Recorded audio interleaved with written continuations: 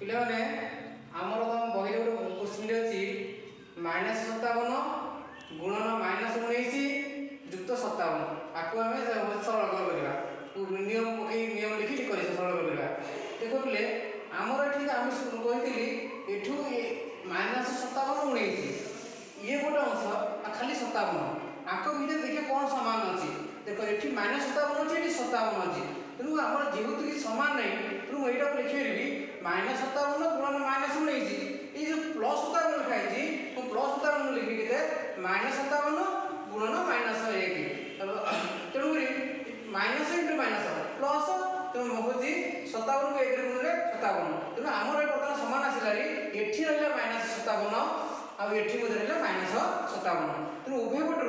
-57 कमन आनी -57 ये पड़ेगा के ये पड़ेगा -19 ये मझे चिन्ह युक्त चिन्ह ये रहा युक्त चिन्ह ये रहा -1 चिन्ह तेणु -57 आसला -19 -1 मिसला को -20 तेणु -57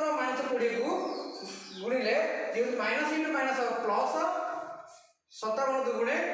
114 गोटे 0 1140 उत्तर हम ये।